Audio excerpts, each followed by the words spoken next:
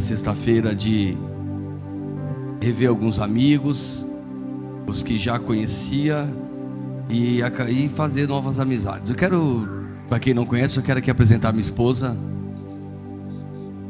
Aprende, marido, você não quer dormir no sofá? Esse é o melhor caminho que tem, ó. Essa mulher linda que é minha esposa. Ficou vermelha. Boa noite, igreja. A paz do Senhor. Boa noite, igreja. A paz do Senhor a todos. Tudo bem com vocês? Tiveram um domingo abençoado? Eu também quero dizer que eu estou muito feliz de estar aqui com vocês. E é um prazer muito grande retornar a esta casa, onde tem um povo muito lindo e abençoado. Amém? Obrigado, meu amor. A Rosália é um presente de Deus na minha vida. Uma pessoa que eu precisava para que andasse do meu lado, caminhasse pelos mesmos caminhos. Os caminhos que nós andamos caminhando nos últimos 5 anos não são caminhos muito, são bons porque são de Deus, mas tem as suas dificuldades. Acabamos de vir de 17 dias de uma aldeia. Nós já estamos nessa aldeia há 4 anos e meio no Maranhão. Começamos com uma igreja de barro e bambu. Hoje nós terminamos ela está com 132 metros quadrados, abrimos mais 2, batizamos 5 índios, completou agora 85. Só tem 35 mil guajajaras no Maranhão. Batizei 85, estou chegando lá, né? Falta um bocado. Mas Deus tem sido bom demais conosco. Eu louvo a Deus pela vida dela, que além de me suportar, não deve ser fácil. E ainda está conosco, que bom. Queridos, eu quero agradecer ao bispo. Obrigado, bispo Marcelo. Prazer rever a bispa Vani. Falei certo? Rapaz, porque quarta eu falei, sexta eu falei errado, o Val me puxou a orelha. Apóstolo Acora eu ainda não a vi, mas vamos fazer a visita pela manhã. E estou feliz demais de estar aqui. Queridos, eu queria conversar com você. Sexta nós falamos a respeito de 4 tipos de coração. E hoje eu quero falar com você sobre o encontro com Deus. Eu quero te convidar a abrir a tua Bíblia no livro que escreveu o profeta Isaías, capítulo de número 6.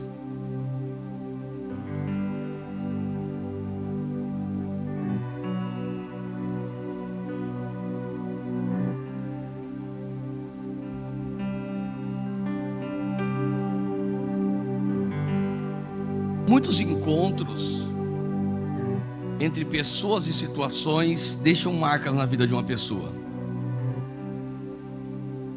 Umas deixam marcas positivas, agradáveis. Outras deixam marcas tristes e traumáticas. Mas a grande verdade é que nenhum encontro ele é neutro. E eu quero falar sobre isso, sobre as marcas de um encontro com Deus, porque eu acredito que não há um ser humano dotado das suas faculdades mentais, ou as suas boas faculdades mentais, emocionais, que se encontre com Deus e permaneça a mesma pessoa. Se ainda não houve uma mudança, me desculpa a sinceridade, você ainda não se encontrou com Deus. E eu elogiei aqui o evangelista Wesley, da peça de sexta-feira, e hoje ele foi melhor que sexta. Falei que ele está levando jeito para o papel, pastor, o bispo. Não pode, né? Mas a fala da última personagem da peça me chamou muito a atenção, a oração que ela fez. E vai ser o fechamento da mensagem. Eu espero que Deus, se não tocou, toque na sua vida. No ano em que morreu o rei Uzias, eu estou lendo Isaías capítulo 6, verso de número 1, e leremos até o de número 8. E você permaneça com a sua Bíblia aberta. No ano em que morreu o rei Uzias, aí o Isaías em questão, vi o Senhor assentado sobre um alto e sublime trono, e as orlas do seu manto enchiam o templo. E ao seu redor havia serafins, cada um tinha 6 asas. Com 2 cobriam o rosto, com 2 cobriam os pés, e com 2 voavam. E clamavam uns aos outros, dizendo: Santo, Santo, Santo é o Senhor dos exércitos, e toda a terra está cheia da sua glória. E as bases dos limiares moveram-se à voz dos que clamavam, e a casa se encheu de fumaça. Então disse eu: ai de mim, pois estou perdido, porque sou homem de lábios impuros e habito no meio de um povo de impuros lábios, e os meus olhos viram o Rei, o Senhor dos exércitos. E então voou para mim um serafim, trazer em suas mãos uma brasa viva tirada com uma tenaz. E com a brasa tocou minha boca e disse: eis que isso tocou os teus lábios, e a tua iniquidade foi tirada, e perdoado foi o teu pecado. Verso 8, para finalizar a leitura, diz que depois disto que? Depois do rei Uzias morrer, depois dele olhar e ver Deus assentado num trono, depois ele vê os serafins ao redor com 6 asas, voando com duas cobrindo o rosto, com 2 cobrindo os pés. Depois ele vê as orlas do manto de Deus encher a casa. Depois dele olhar para si e olhar em redor e ver que ele era um homem de lábios impuros. Depois ele vê que o povo em sua volta eram pessoas também de impuros lábios.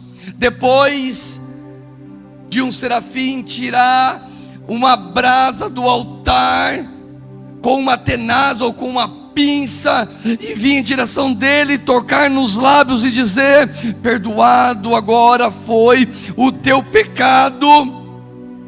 Depois disso, o verso 8 vai dizer que ele ouviu a voz do Senhor. Ele ouviu Deus falando com ele. E tão importante quanto ouvir a voz de Deus é ouvir o que a voz está dizendo. E a voz dizia o seguinte: a quem eu enviarei? Quem há de ir por nós? Então respondi eu: eis-me aqui, envia-me a mim. Curva a tua cabeça, por gentileza. Senhor, nós te louvamos, Pai. Num dos penúltimo louvor, foi louvado que o Senhor está vivo, que o Senhor ressuscitou, que o Senhor está no meio de nós. E essa foi uma das suas promessas antes de ascender aos céus, dizendo que nós não ficaríamos órfãos, que se o Senhor fosse, nos enviaria o Consolador, que estaria conosco para sempre. Eu peço que esse Consolador nos convença de nossas fraquezas, de nossas falhas. Senhor, que Ele nos convença da necessidade de sermos autênticos, originais, Pai. Sal, luz, em um mundo, Senhor, em decomposição e em trevas densas, Pai. Nós pedimos, Senhor, nos ajude em nome de Jesus. O tempo em que o profeta Isaías está vivendo, apesar de ser 2.700 anos atrás, é muito parecido com os nossos dias. Isaías está vivendo uma verdadeira crise. E hoje em dia falar em crise é chover no molhado, é a palavra mais usada. Há crises no casamento, há crises no sentimento, há crises psicológicas, há crise econômica, há crise na educação, há crise no nosso governo, a crise é generalizada. E a grande questão é que essa crise, ela afeta, ela chega também na vida dos filhos de Deus. Assim como o sol nasce para o justo e para o injusto, assim que essa chuva abençoada que tem caído sobre São Miguel do Araguaia não rega apenas a terra do justo, mas também do ímpio. As crises também chegam em nossa vida. Se nós lermos o livro do Isaías, o Isaías é conhecido como um profeta maior, não por estatura ou importância, mas por período em que ele profetizou. Nós vamos vermos que a grande questão aqui, primeiro, é uma crise política, porque a primeira coisa que ele vai mencionar é que morre uma pessoa, e não é um cidadão comum, morre um rei, e o nome desse rei é Uzias. Você lê segundo o livro dos Crônicas, capítulo 26 e 27, você vai conhecer a história fantástica de um dos maiores reis de Israel.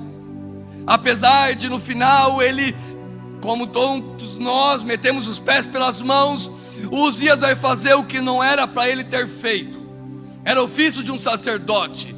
Por causa disso ele vai terminar a sua vida cometido de uma lepra. Mas foram 52 anos de um bom reinado. Foram 52 anos em que foi um dos pouquíssimos períodos em que Israel não tinha que pagar de tributos para viver na sua própria terra. Foi um dos períodos em que Israel mais teve prosperidade bélica. Ele foi um dos inventores da catapulta, a máquina que lança pedra. O exército era tão poderoso que diz Crônicas que eles eram capazes de acertar um fio de cabelo os canhotos. Com a vida do Uzias, Israel viveu um grande período. Para você ter uma ideia, Davi reinou 40, Salomão reinou 40, ele reinou 52 anos. E a preocupação do Isaías é que a sucessão, eu vou até usar aqui uma redundância, a sucessão dos sucessores, os reis que virão agora para sentar naquele trono, serão a sucessão de reis maus, ímpios, que vai acabar com esse povo, cercado por mais de 10 anos, levado cativo e vivendo 70 anos na Babilônia.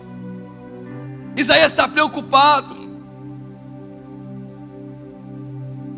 porque o rei Uzias está morto.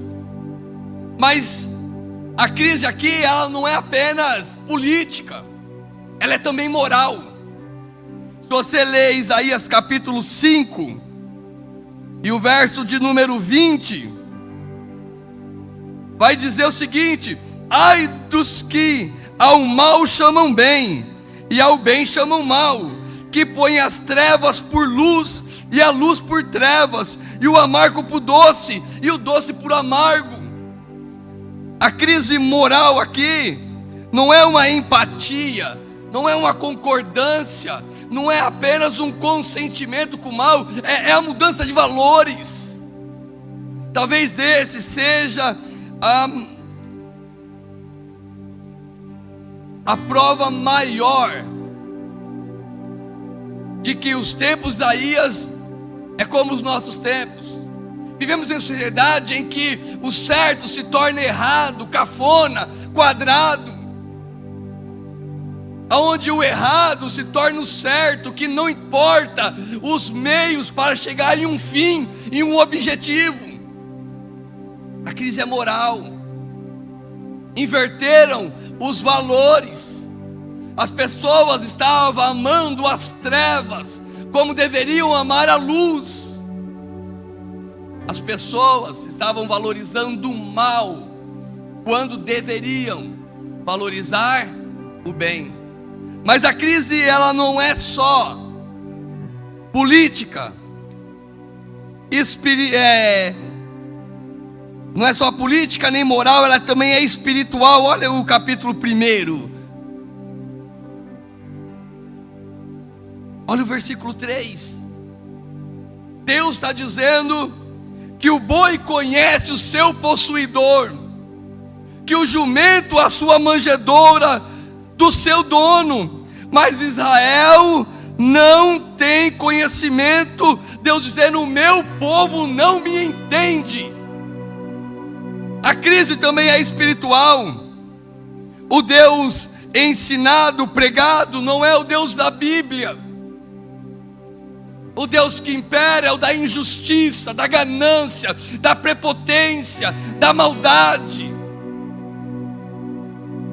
Isaías está perplexo, sem saber o que fazer. O Isaías olha para a direita, não, que é a esquerda, ele olha para a esquerda, ele olha para a direita, ele olha para baixo, ele olha para frente, ele olha para trás. Está perplexo, não vê saída, não encontra nos futuros reis a continuação de um bom reinado, não encontra nos líderes religiosos a probabilidade de uma melhora, de uma busca a Deus, de uma santificação, para que então Deus more mais uma vez com o povo, marca registrada do povo de Deus. Mas é nesse momento, é nessa crise, é nessa falta de oportunidade, é nessa falta de esperança da maioria das pessoas.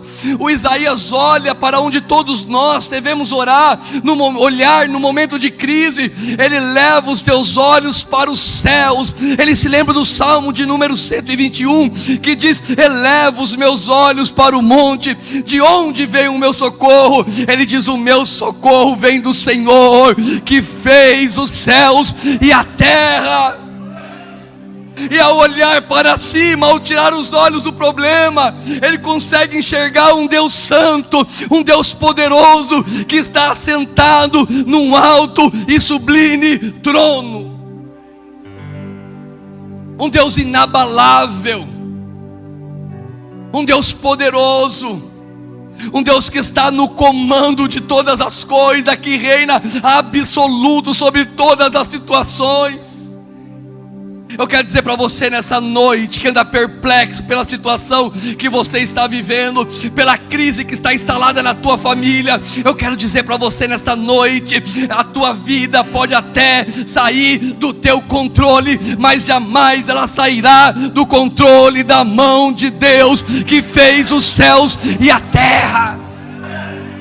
O Deus que o Isaías vê assentado no trono fez todas as coisas com o poder da sua palavra. O Deus que Isaías vê assentado no trono criou as estrelas e chama cada um pelo seu nome, e nenhuma falta. O Deus que Isaías viu assentado no trono, diz no Salmo 139, que te conhece antes de você ser formado no ventre da tua mãe. Ele já tinha os seus dias escritos no livro da vida. O Deus que Isaías viu assentado no trono vai dizer que conhece até os fios de cabelo da tua cabeça. Da minha é fácil que não tem, mas da sua Deus sabe quantos fios de cabelo tem na sua cabeça. Esse é o Deus que se revela no meio da crise. Esse é o Deus que se apresenta. E quando Isaías olha para esse Deus, a paz enche o seu coração. Sabe por quê? Porque se Deus está no controle da nossa vida, nós não precisamos nos desesperar, nós não precisamos de temer, porque a nossa vida, como diz a Bíblia, nós estamos na palma da mão de Deus. O próprio Isaías vai dizer no capítulo 49, versículo 15 e 16: pode porventura uma mãe esquecer do filho que amamenta? Todavia, se ela se esquecer, eu, Senhor, jamais esquecerei de ti, porque eu, Senhor, te tenho cravado na palma da minha mão. Quero dizer para você que tem perdido a noite de sono por causa das crises na sua vida. Quero dizer para você que tem se desesperado: o seu Deus ainda está no controle. Ele ainda é Deus que acalma a tempestade, que cessa vento, que cala o mar. Ele ainda é poderoso. O Deus que Isaías vê sentado no trono, no alto e sublime, acima de todas as coisas, não é um Deus apático, frio, longínquo. É um Deus pessoal, que se relaciona, que consola, que levanta, que corrige, que ensina. Um Deus que é Pai. Um Deus que não está com você como algumas pessoas apenas quando tudo está bem. É um Deus que se mostra fiel diante de todas as situações e adversidades da vida. Ele permanece fiel. Talvez um dos textos mais claros da fidelidade de Deus meio à adversidade é o Salmo de número 46, que ele vai dizer que Deus é o meu refúgio e fortaleza, socorro bem presente na angústia. E vai dizer: pelo que não temeremos, ainda que a terra se mude, ainda que os montes se transportem para o meio dos mares, ainda que as águas rujam e se perturbem e os montes se abalem pela tua braveza. Há um rio cujas correntes alegram a cidade de Deus, o santuário da morada do Altíssimo, e Deus está no meio dela, não será abalada, porque Deus ajudará ao romper da manhã. As nações se emblameceram, os reinos se moveram, mas Deus levantou a sua voz e a terra se derreteu. Ele diz: vinde, contemplai as obras do Senhor, que desolações Ele tem feito na terra. Ele vai cessar a guerra até o fim da terra, quebra o arco, corta a lança, queima os carros no fogo, e diz: aquietai-vos, aquietai-vos, aquietai-vos, aquietai-vos, aquietai-vos, aquietai-vos, aquietai-vos, e saber que eu sou Deus. Esse é o nosso Deus.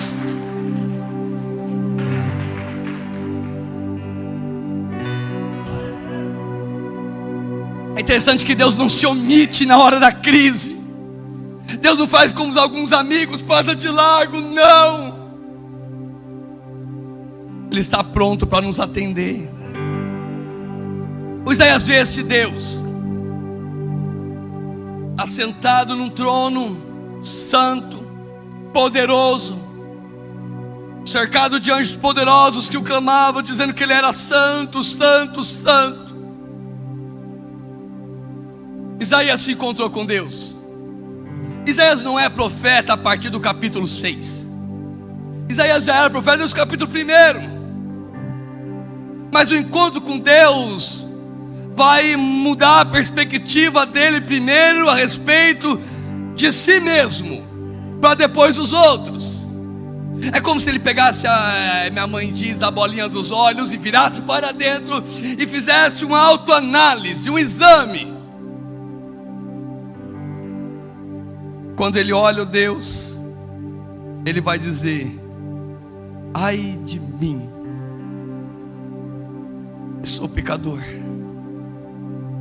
sou homem de lábios impuros, e que vivo no meio de um povo que também é de impuros lábios. Você que é de São Miguel do Araguaia, eu não vou dizer a realidade de São Paulo, porque a realidade de São Paulo é outra daqui.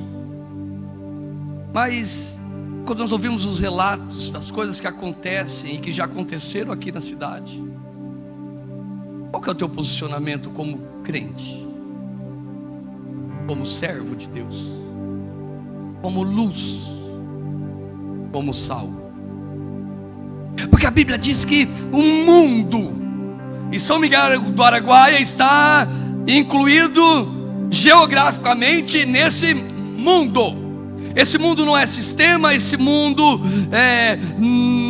esse mundo é planeta. Os habitantes deste mundo aguardam ansiosamente a manifestação dos filhos de Deus. Qual é o teu posicionamento diante da crise das nossas crianças? Qual é o teu posicionamento quando ficamos sabendo de crianças de 11 anos presos por tráfico de droga? Qual é o nosso posicionamento quando ouvimos falar que jovens já mantém relação sexual aos 12 anos de idade. Qual o nosso posicionamento quando descobrimos que as pessoas estão recebendo, como o bispo diz, mensagem com conteúdo que incentiva tanto o homicídio como o suicídio? Será que nós fechamos os olhos? Será que nós estamos preocupados com nós mesmos? Será que o nosso mundo tem se tornado apenas o meu mundo? Será que a minha preocupação é mesquinha, é egoísta, a ponto de eu fechar os olhos para tudo que acontece ao meu redor? Porque se há uma consequência de um encontro com Deus, se há uma consequência de quando nos encontramos com Deus, é que nós somos transformados. A mente é transformada, o coração é transformado, as ações são transformadas, as motivações são transformadas. O Isaías olha em sua volta e vê que as pessoas estão caminhando a passos largos para o inferno. Porque na realidade o inferno, ele é tão real quanto é o céu. E não se engane que o diabo terá um trono no inferno, que o inferno não é lugar dele reinar, é lugar dele ser castigado tanto quanto aquele que não tem um nome escrito no livro da vida. Deus não precisaria de nós. Anjos queriam pregar o evangelho, mas Deus deu essa incumbência, esta ordem, esta obrigação só para os obreiros, para todos quanto um dia se encontraram com o Senhor. Aí eu fico a questionar se o encontro que eu tive com Deus produz frutos, não só dignos de arrependimento, mas frutos para o reino. Porque já diz um homem de Deus que quem não sabe quanto tempo tem muito pouco tempo. Nós somos seres temporais, nós conhecemos o passado que já vivemos e o presente, o futuro não. Se nós não sabemos o amanhã, nós temos muito pouco tempo. E então Isaías olha em sua volta, não vê perspectiva, então ele vira os olhos para ele mesmo e diz: Deus, eu sou homem de lábios impuros. É interessante que o serafim vai tirar uma brasa do altar e não vai tocar nos pés, não vai tocar na cabeça, não vai tocar nas mãos, vai tocar exatamente aonde ele tinha uma deficiência, nos lábios. Só que para que Deus pudesse transformar a vida do Isaías, exatamente na situação em que ele mais precisava, ele precisou ser sincero. Ele precisou ser sincero, primeiro com ele mesmo. É como se ele entrasse para um quarto, trancasse a porta, se despisse daquela pessoa que nós apresentamos lá fora e dissesse: Deus, eu sou isso que o Senhor está vendo. E quando talvez ele pensou que Deus então iria dizer: maldito, eu não preciso de você, Deus diz para ele ao contrário. Deus diz para ele: eu tenho um remédio para a tua enfermidade. Porque se há uma escassez na igreja, são de obreiros. Se há uma escassez no campo missionário, são de obreiros. Se há uma escassez no reino de Deus, são de servos. Então dos céus vem um serafim e toca nos lábios. E diz para ele: eu te torno indesculpável. Quando o serafim ele toca e diz: perdoado é o seu pecado, ele está dizendo para ele que agora não há mais desculpa. Agora ele se torna indesculpável. E depois disso vem a grande questão, a grande missão, a grande comissão: o fazer o que Cristo iniciou a fazer. É interessante que o livro de Atos, que a bispa citou, ele começa dizendo que o Lucas começa dizendo que ele começa a escrever a obra que Jesus não só começou a fazer, mas também a ensinar.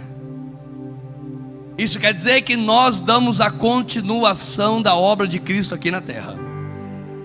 E para essa obra Deus está contando com você, criança. Deus está contando com você, adolescente. Deus está contando com você, jovem. Deus está contando com você de meia idade. Deus está contando com você, idoso. Para Deus, para a obra de Deus, não há ninguém novo demais e nem idoso demais. Todos têm o seu valor na obra de Deus.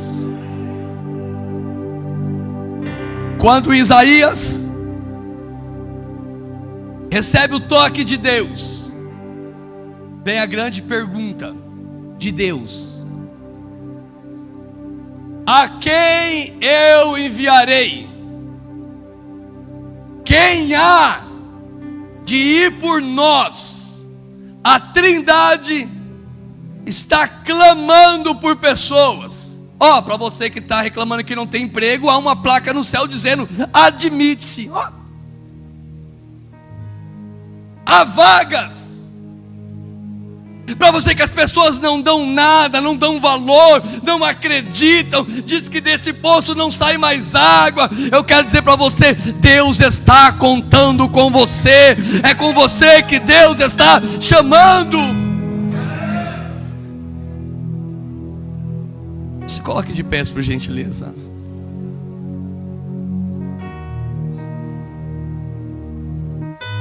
Eu quero orar com você. E nessa oração, primeiro eu quero pedir que Deus toque na sua vida. Sabe aquilo que você ainda faz que te envergonha? Aquilo que para você é o maior impedimento de você ser um instrumento de Deus, um porta-voz de Deus. Aquela pessoa que chega na escola e não tem vergonha de dizer: eu sou crente. Aquela pessoa que chega na faculdade e não precisa ficar se camuflando, ela diz: ei, eu sou crente.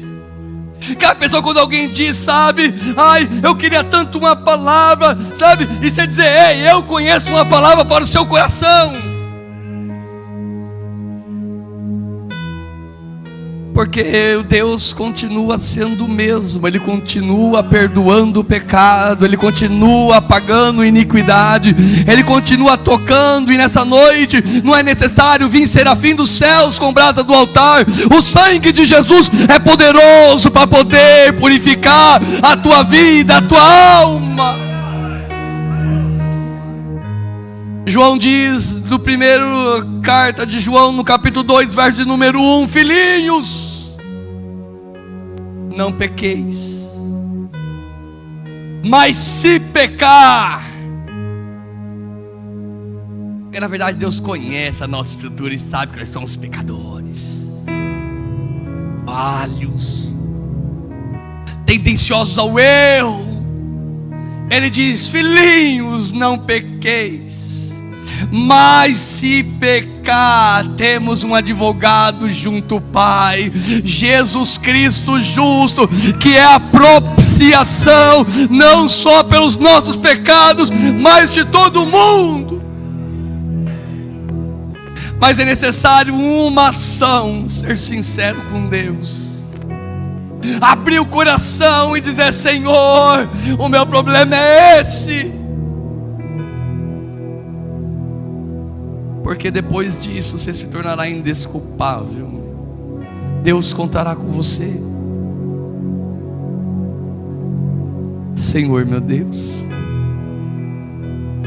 estou diante de um povo, Senhor, comprado com o sangue de Jesus. Como o João disse, Jesus é a propiciação, é o sacrifício que apazigua a ira de Deus, Senhor, pelos nossos pecados, Pai. E eu quero nessa noite, Senhor, orar e pedir que o sangue de Jesus, poderoso como Ele é, Ele seja eficaz, Senhor, para tocar, perdoar e purificar a vida desse meu irmão, exatamente na área em que ele apresenta agora, Senhor. Como Isaías tinha uma deficiência nos teus lábios, Senhor. Senhor, há pessoas aqui nessa noite que a deficiência é em inúmeras áreas. Às vezes é no temperamento. Quando vai ver, já saiu, escapou, falou. Quando vai ver, ele já fez, ela já fez. Parece que a coisa o consome, toma, tira dele os freios, Senhor. Mas eu quero orar nesta noite na autoridade do nome de Jesus, Senhor, para repreender toda ação do adversário na vida dessas pessoas, Senhor, para repreender tudo o que prende, correntes, algemas, amarras espirituais, para que se ponha esse povo em liberdade, Senhor. Eu oro nessa noite para que vençam os pecados da carne, da cobiça, da inveja. Oramos essa noite para que sejam livres, que a paz que excede todo entendimento alcance os corações, se derrame pela alma, que, Senhor, a paz que excede todo entendimento toca na vida dos teus filhos nessa noite, toca na vida dos teus filhos nessa noite. Oh, lai canterande cantarabacai, xandacai okoma nagashandaramandai. Eu oro nessa noite para que toda acusação do adversário, Senhor, seja apagada da mente e do coração. Nessa noite, em nome de Jesus, Deus te põe em liberdade. Perdoados são os seus pecados. Não há acusação contra você. O teu pecado foi perdoado. É como Zacarias capítulo 3, quando o diabo acusa então o sumo sacerdote Josué, Deus envia o anjo para que troque as suas vestes. Deus limpa as suas vestes nesta noite. Deus te dá vestes brancas. Agora a responsabilidade de mantê-las brancas é tua. Depois de purificado, eu repito as mesmas palavras do Senhor a Isaías: a quem eu enviarei? A quem eu posso contar? Nessa noite Deus está perguntando: quem pode ir pelas ruas, pelos valados, pelas escolas? Quem pode ir pelas faculdades, pelas empresas? Quem pode ir? Quem pode dizer: Senhor, eu sou teu representante, Senhor, conta comigo, eu vou vestir a camisa do Evangelho, eu vou pregar o Evangelho, eu serei o instrumento de Deus. A quem enviarei? A quem há de ir por nós? A quem enviarei? A quem enviarei? A quem enviarei?